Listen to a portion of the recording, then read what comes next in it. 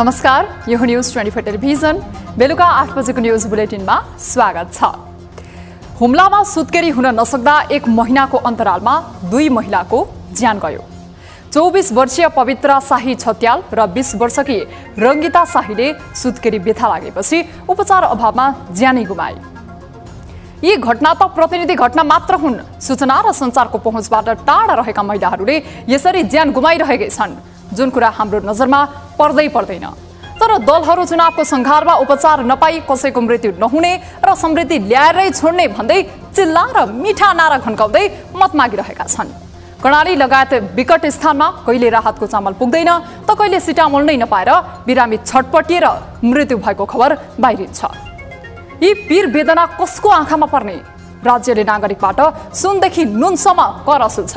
यही करबाट चलेका नेताहरू यो गर्यौं र त्यो गर्यौं भन्दै घोक्रो फुल्याएर भाषण गर्छन्।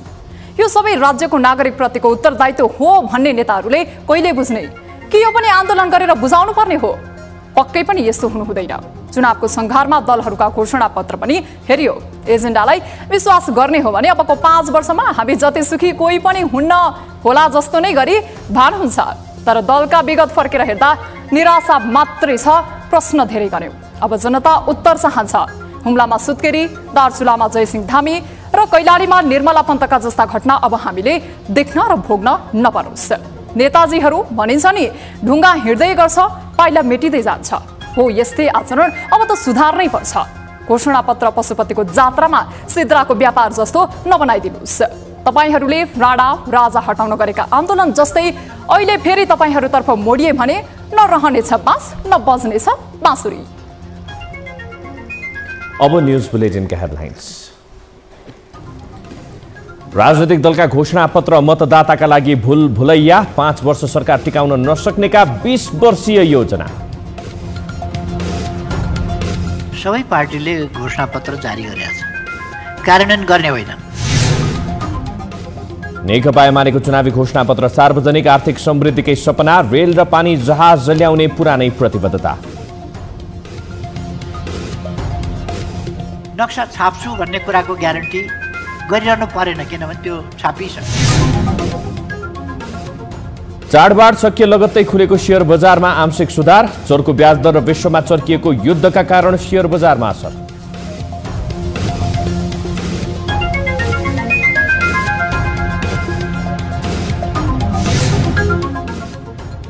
प्रधानमन्त्री कप क्रिकेट पुरुष 1 दिवसीय क्रिकेटमा प्रदेश 1 र एपीएफ क्लब विजयी। प्रदेश 1 को जितमा अंकितको शतक। बुधबार कर्णाली र गण्डकी तथा बागमती र लुम्बिनी प्रदेश बीच खेल हुने।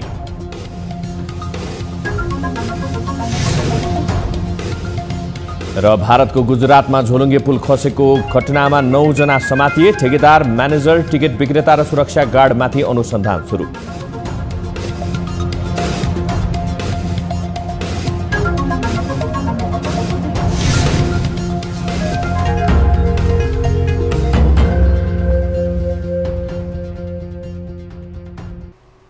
हामी निरन्तर न्यूजमा छौं।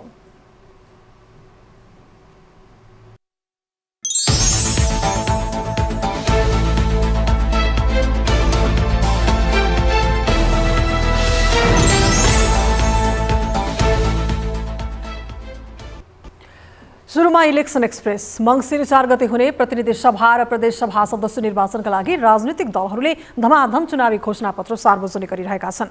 ठूला दलहरूबीच गठबन्धन कायम गरी चुनावमा होमिएका दलहरूले छुट्टा छुट्टै घोषणा पत्र सार्वजनिक गर्दै समृद्ध नेपालको नारा घन्काइरहेका छन्।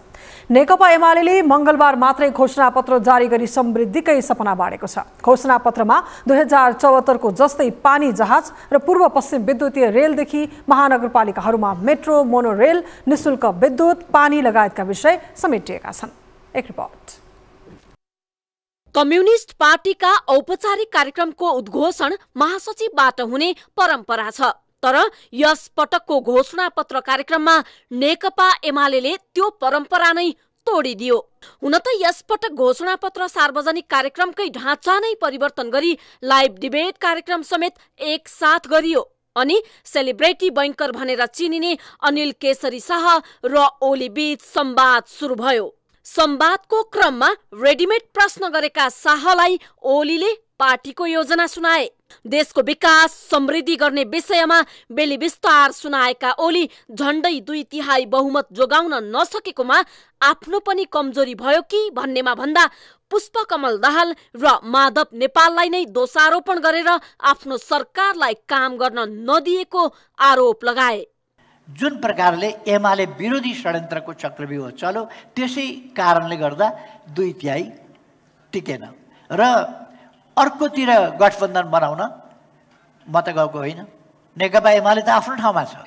ती तत्त्वहरू गए जहाँ अहिले एउटा अपवित्र गठबन्धन जनादेशबाट होइन परमादेशबाट बनेको छ।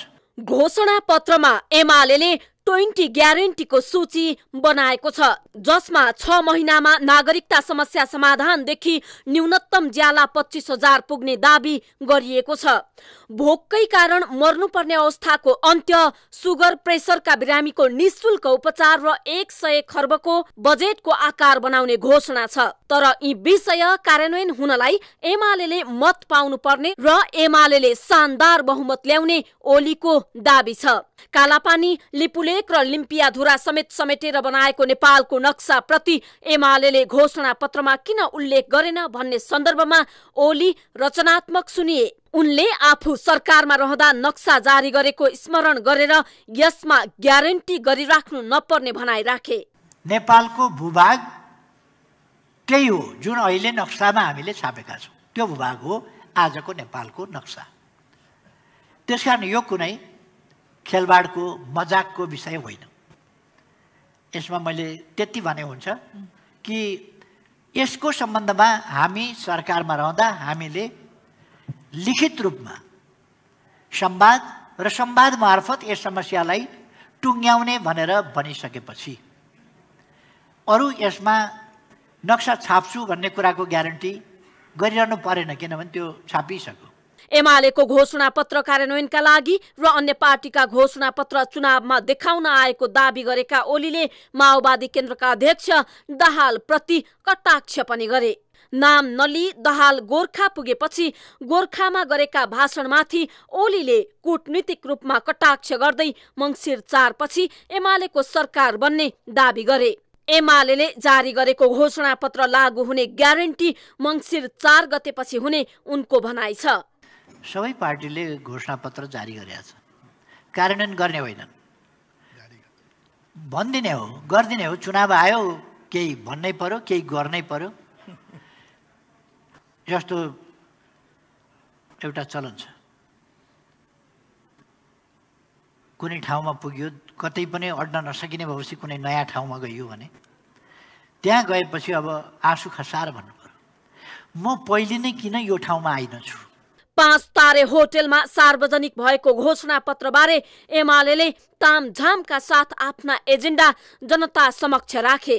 तर यस अघि जारी भएका घोषणा पत्रबारे रचनात्मक जवाफ दिएका ओलीले यस पटकको घोषणा पत्र स्थायी र कार्यान्वयन भएरै छाड्ने दलिल पेश गरेका छन्। तर दलहरूले जारी गर्ने घोषणा पत्र तथा एजेन्डा मत माग्न प्रयोग गरिने अस्त्रको रूपमा मात्र प्रयोग भइरहेका बेला यसले पूर्णता पाउला? यो प्रश्न पेचिलो छ। न्युज 24 टेलिभिजनका लागि राजनीतिक ब्युरो।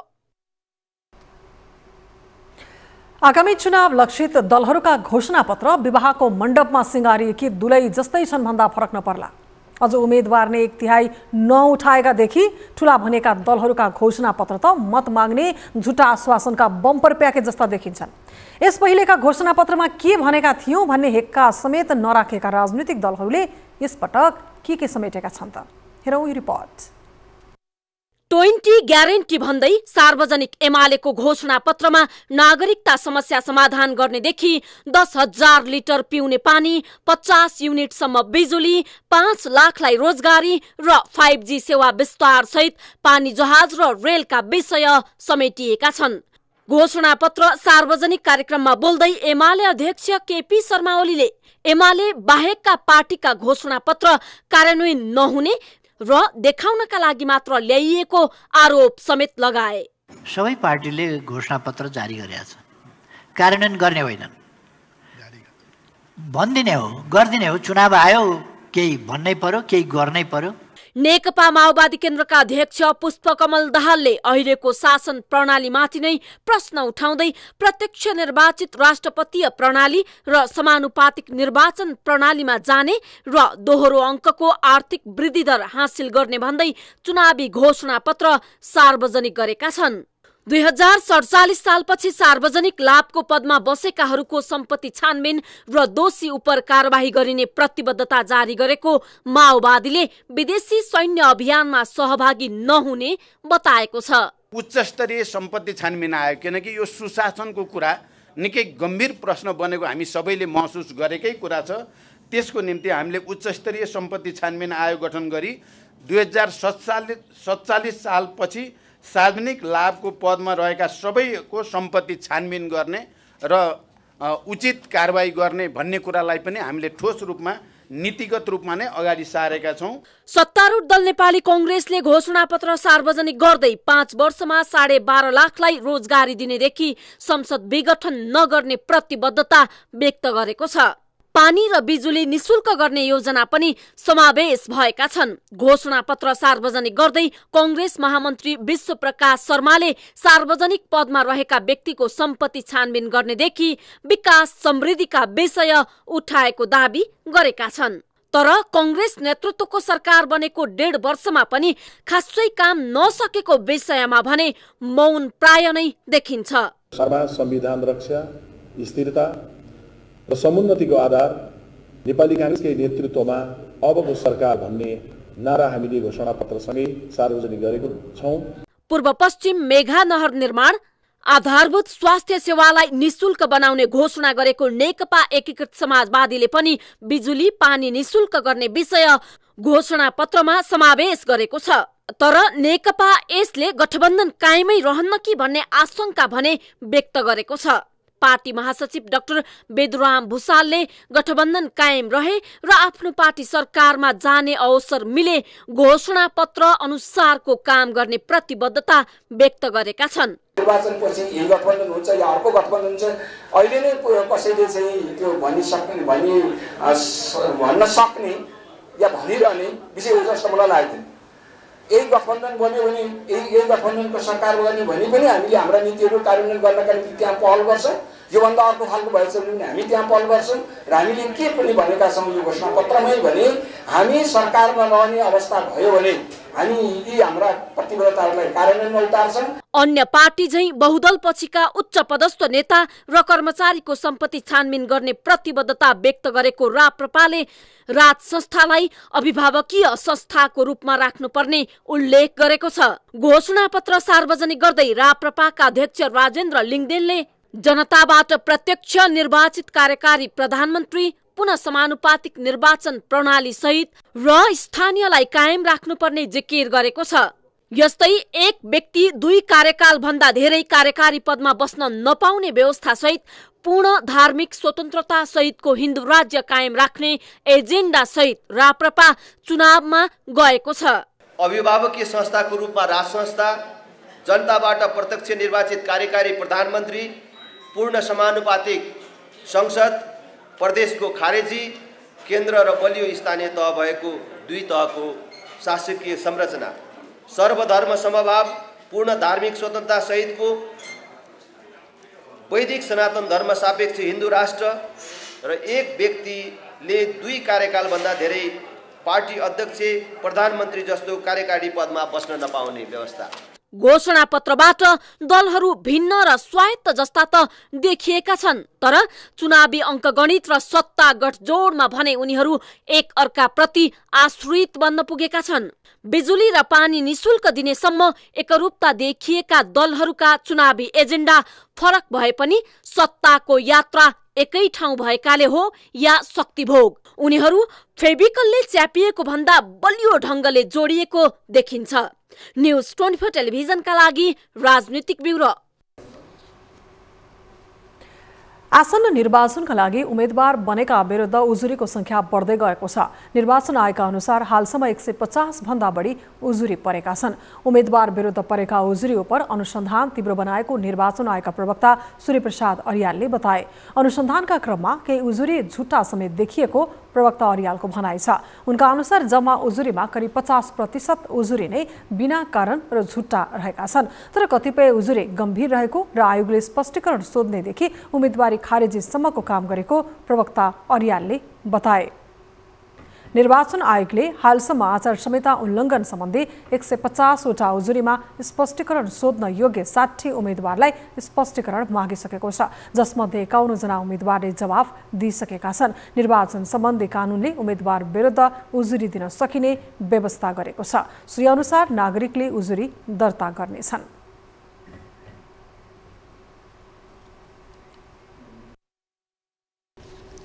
हामी निरन्तर न्युजमा छौं। नेत्र विक्रम चन्द विप्लव नेतृत्वको नेपाल कम्युनिस्ट पार्टीले आसन्न निर्वाचन बहिष्कार र भण्डाफोर गर्ने निर्णय गरेको छ। विप्लव नेतृत्वको नेकपाको केन्द्रीय समिति बैठकले मङ्सिर 4 का लागि तय प्रदेश र प्रतिनिधि सभाको निर्वाचन बिथोल्ने निर्णय गरेको हो।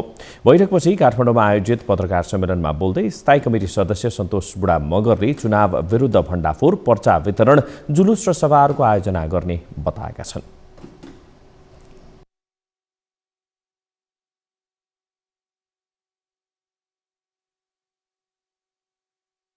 संसदीय चुनाव खारेज अभियानलाई सहयोग पुग्ने गरी केन्द्रीय सामना परिवारबाट सांस्कृतिक अभियान सञ्चालन गर्ने निर्णय लिएको छ। नेकपाको प्रवक्ता चुनिएका खड्गबहादुर विश्वकर्माले आसन्न निर्वाचनलाई नौटङ्कीको संज्ञा दिएका छन्। प्रवक्ता विश्वकर्माले चुनाव 5 वर्ष भ्रष्टाचार र राष्ट्रघात गरेर आएकालाई सुनपानी छर्केर शुद्ध पार्न हुन लागेको आरोप लगाएका छन्। उनले चुनाव जितेर आउनेले अहिलेको भन्दा डरलाग्दो ढङ्गले जनविरोधी र राष्ट्रविरोधी हरकत गर्ने दावी समेत गरे। बारेमा यहाँ धेरै भन्नु पर्दैन, यो चुनाव नौटङ्की हो। 5 वर्ष भ्रष्टाचार र कमिसन, राष्ट्रघात र जनघात गरेर सर्वाङ्ग भएका तत्त्वहरूलाई फेरि चाहिँ सुनपानी छर्ने हो। केही नयाँ ल्याएर केही पुरानलाई सुनपानी छर्ने। स्थानीय निकायको चुनावलाई अघोषित प्रयोग गरेको नेकपाले पार्टी विभाजन र नराम्ररी पराजय भोगेपछि संघीय चुनाव भने बिथोल्ने निर्णय गरेको छ। नेकपाले नेता कार्यकर्ताले परम्परागत ढङ्गले राख्दै आएका जात जाति हटाएर नामको पछाडि सी राख्नुपर्ने निर्णय गरेको छ। नामको पछाडिको सीले नयाँ मानव जाति निर्माण हुने र जात जातिमा साम्यवाद लागू हुने विश्वास लिएको ठहर छ। नेकपा एकीकृत समाजवादीका अध्यक्ष माधव कुमार नेपालले केपी ओलीको अराजक शैलीका कारण छुट्टै पार्टी गठन गर्नु परेको बताएका छन्। एमाले अध्यक्ष ओलीले पार्टीभित्र गुटबन्दी गरेर अन्य नेतालाई गुलाम बनाउन खोजेको आरोप लगाएका अध्यक्ष नेपालले बहुमत जोगाउन नसकेर देशलाई नै दुर्घटनामा लैजान खोजेपछि छुट्टै दल खोल्नु परेको बताएका छन्। मङ्गलबार जनकपुरमा आयोजित एक कार्यक्रमलाई सम्बोधन गर्दै नेपालले तत्कालीन नेकपामा 3 जना पूर्व प्रधानमन्त्री भए पनि उनीहरूको अनुभव, ज्ञान र सकारात्मक सोचको लाभ ओलीले लिन नसकेर उल्टै खुरापात गरेको आरोप समेत लगाएका छन्।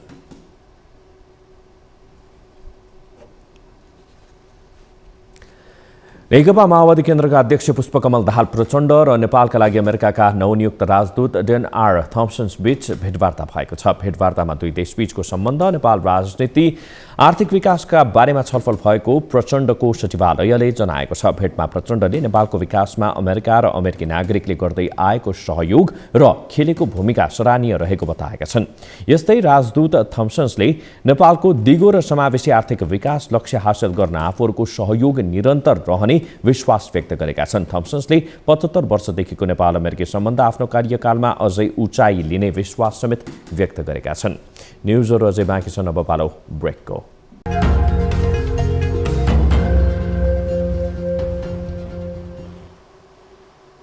हामी निरन्तर न्युजमा छौं।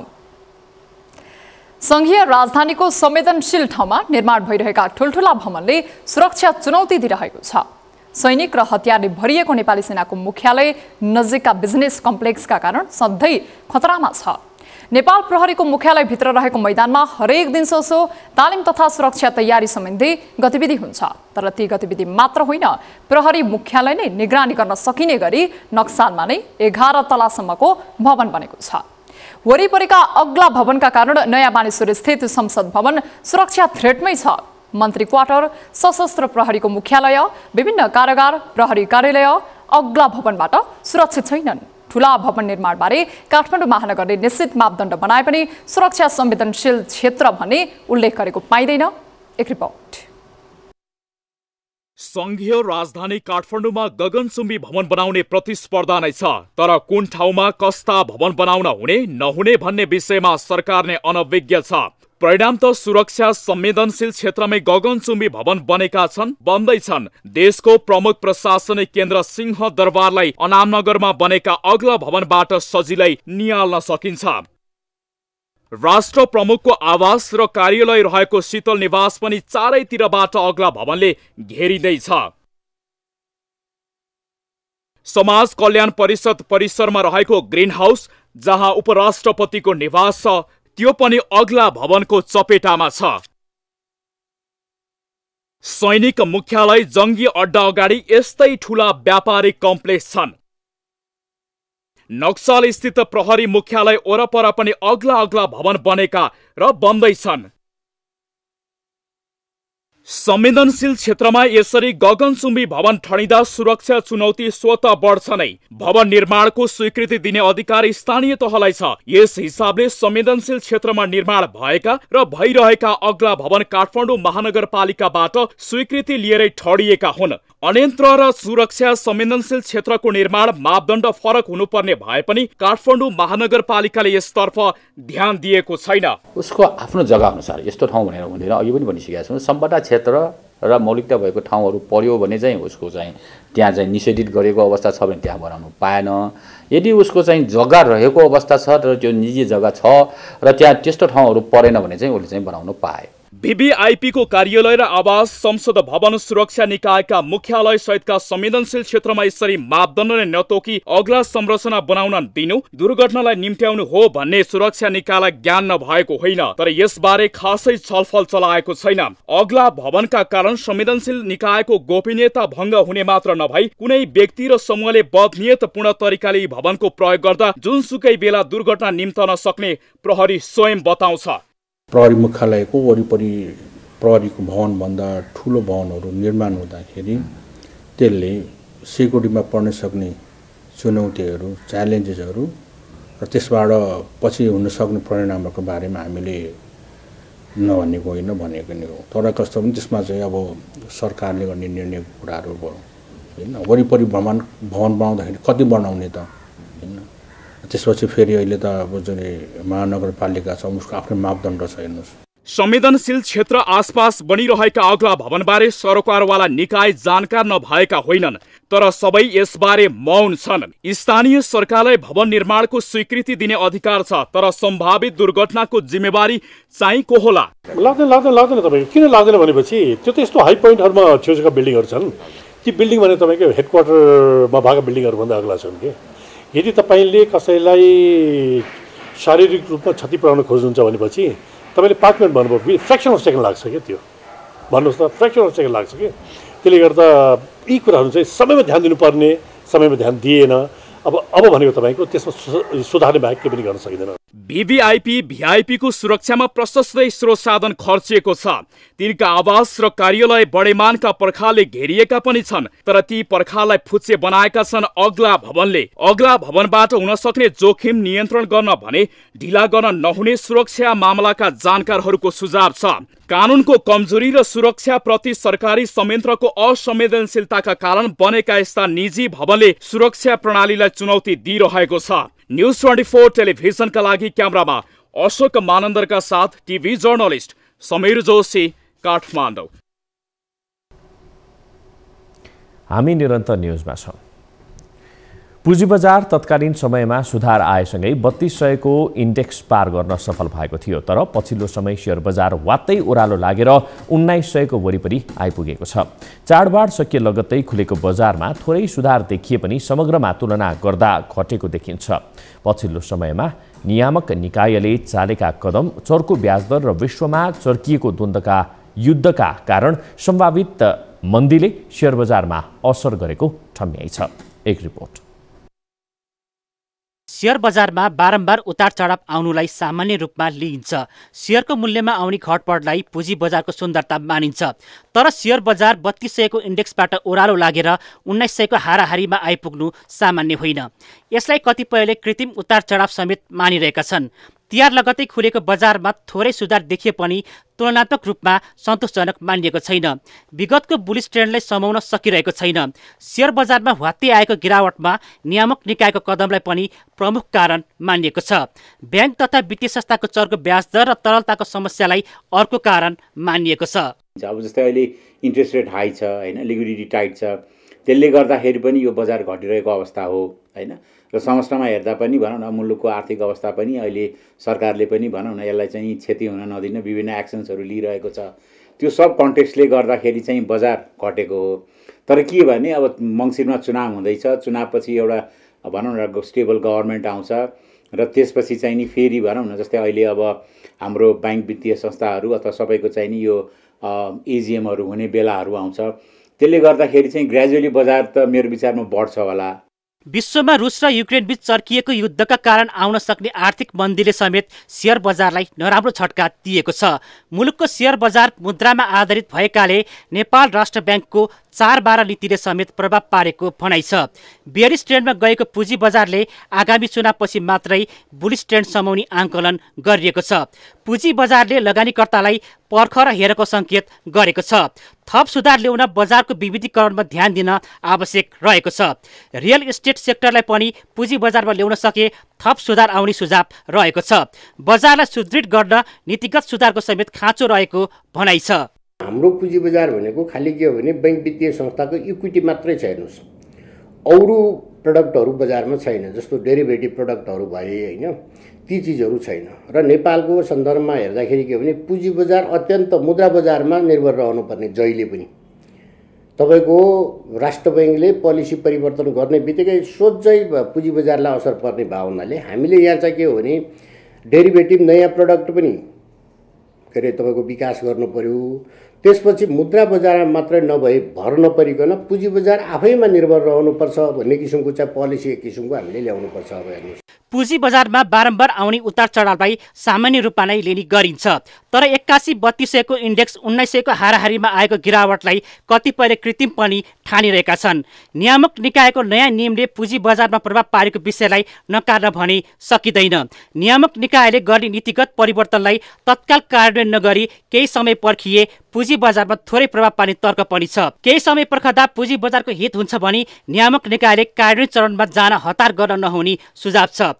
मुलुकको बजार मुद्रामा आधारित भएकाले तरलतालाई सहजीकरण गर्न आवश्यक रहेको छ। चर्को ब्याजदरको समस्या सम्बोधन भए आगामी दिनमा शेयर बजारले बुलिस ट्रेन्ड समाउनेमा दुई मत छैन। न्युज 24 टेलिभिजनका लागि क्यामेरामा प्रभात थापाका साथमा टिभी जर्नलिस्ट रबिन ठकुरी, काठमाडौँ। अब बिजनेस न्युज।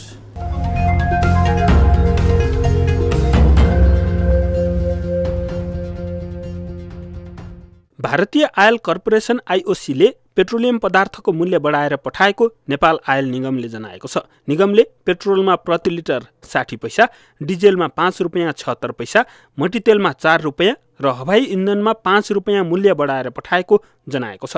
नयाँ मूल्य अनुसार निगमलाई पेट्रोलमा प्रति लिटर 13 रुपियाँ नाफा हुन्छ भने डिजेलमा 12 रुपियाँ घाटा हुनेछ। आइओसीले निगमलाई अन्तर्राष्ट्रिय बजारमा कच्चा तेलको मूल्यमा आएको परिवर्तनका आधारमा प्रत्येक 15 दिनमा नयाँ मूल्य सूची पठाउँछ। नेपालले आइओसीसँग खरिद गर्ने ब्रेन्ट आयलको मूल्य मङ्गलबार अन्तर्राष्ट्रिय बजारमा प्रति ब्यारेल $94 हाराहारीमा कारोबार भइरहेको छ। नेपाल धितोपत्र बोर्डले नयाँ स्टक एक्सचेन्ज, कमोडिटिज बजार र नयाँ ब्रोकर लाइसेन्स वितरणको काम रोकेको छ। बोर्डले सूचना जारी गरेर सर्वोच्च अदालतबाट अन्तरिम आदेश आएकाले तत्कालका लागि लाइसेन्सको आवेदन लिने काम बन्द गरिएको जनाएको हो। बोर्डले गत असोज 2 गते नयाँ स्टक एक्सचेन्ज, कमोडिटिज बजार र स्टक ब्रोकरको लाइसेन्स वितरणका लागि आवेदन मागेको थियो। लाइसेन्सका लागि बोर्डमा आवेदन दिने अन्तिम दिन मङ्गलबार थियो। बोर्डमा स्टक ब्रोकरका लागि 45 वटा आवेदन परे पनि स्टक एक्सचेन्ज र कमोडिटिज बजारका लागि कुनै पनि कम्पनीबाट आवेदन नपरेको बोर्डले जनाएको छ। शेयर बजारले मङ्गलबार 1900 बिन्दु पार गरेर माथि उक्लिएको छ। नेप्से परिसूचक 56 अङ्कले बढेर 1931 बिन्दु नजिक पुगेको हो। परिसूचकसँगै कारोबार रकममा पनि सुधार आएको छ। तिहार अघि आधा अर्बको आसपासमा कारोबार हुने गरेकामा मङ्गलबार 1,29 करोड रुपियाँको शेयर किनबेच भएको हो। कारोबारमा आएका सबै समूहले नेप्सेलाई बढाएका हुन्। बजारमा पहिलो त्रैमासको वित्तीय विवरणको प्रभाव पनि परेको छ। चालु आर्थिक वर्षको पहिलो 3 महिनामा सर्वाधिक नाफा कमाएको एनआइसी एसिया बैंकको कारोबार सबैभन्दा धेरै 6 करोड 65 लाख रुपियाँको भएको छ।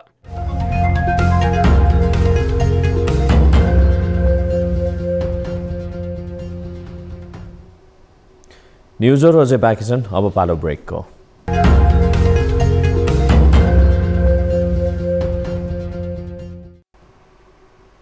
हामी निरन्तर न्युजमा छौं। अब स्पोर्ट्स न्युज।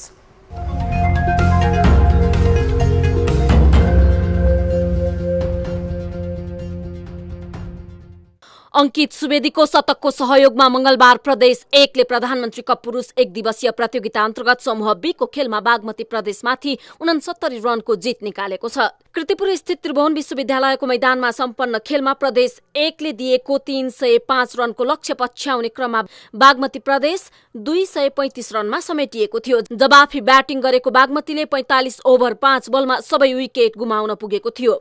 बागमतीका लागि नन्दन यादवले 48 बलमा 3 चौका र 3 छक्का सहित सर्वाधिक 43 रन जोडे। ओपनर ईशान पाण्डेले 35, कप्तान ज्ञानेन्द्र मल्लले 27 र दुर्गेश थापाले 26 र राम नरेश गिरीले अभिजित 28 रन बाहेक अन्य ब्याट्सम्यानहरूले राम्रो स्कोर छुन सकेनन्। बागमतीलाई सस्तैमा समेट्ने क्रममा प्रदेश 1 का लागि सरबान यादवले सर्वाधिक 3 तथा दीपक जोशी, फिरदोस अन्सारी र कप्तान सिद्धान्त लोहनीले 2-2 विकेट लिए।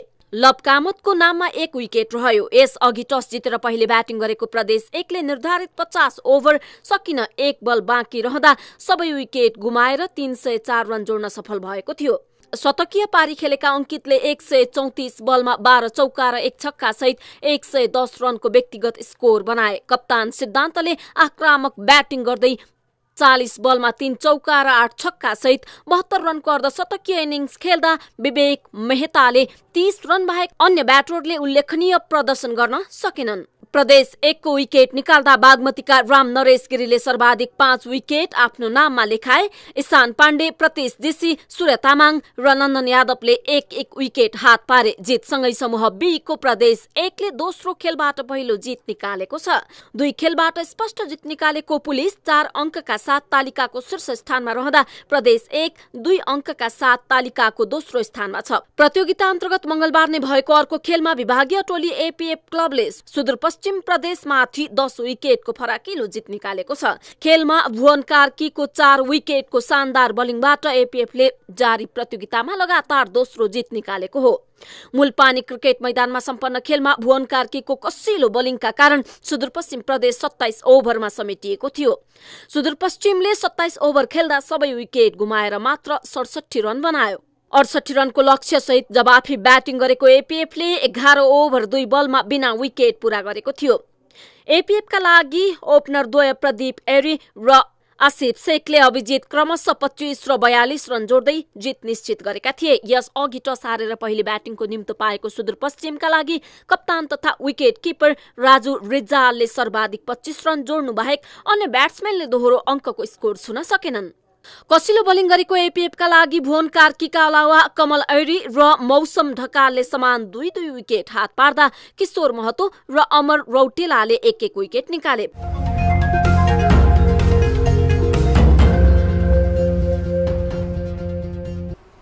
अब वेदर अपडेट।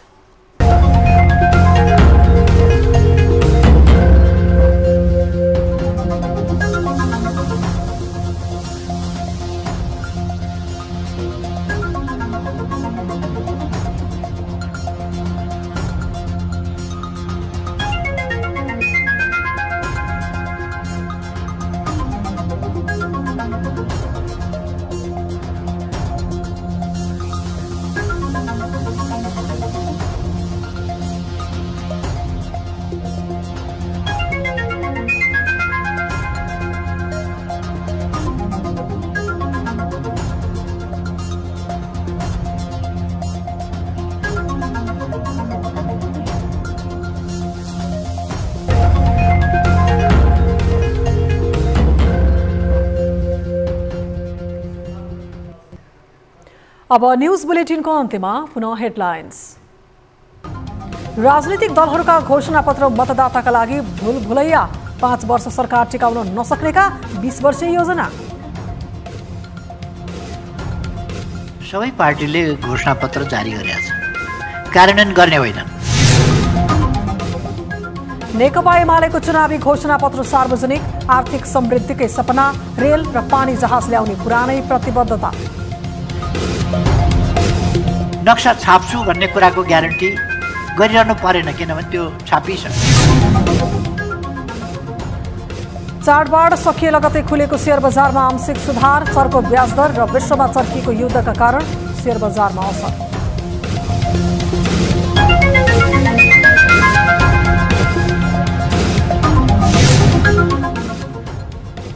प्रधानमन्त्री कप क्रिकेट पुरुष 1 दिवसीय क्रिकेटमा प्रदेश 1 र एपीएफ क्लब विजयी। प्रदेश 1 को जितमा अंकितको शतक। बुधबार कर्णाली र गण्डकी तथा बागमती र लुम्बिनी प्रदेशबीच खेल हुने।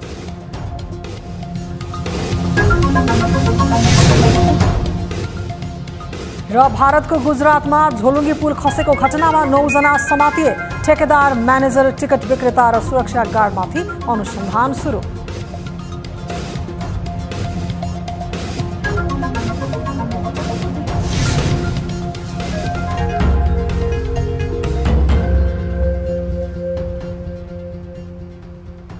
बेलुका 8 बजेको न्यूज बुलेटिन अहिलेलाई यति नै। जाँदा जाँदै ताली र गालीका लागि हामीले सोधेको प्रश्नको अन्तिम नतिजा, यसपछि प्रसारण हुने कार्यक्रम सीधा कुरा जनतासँगमा हेर्न नभुल्नुहोला।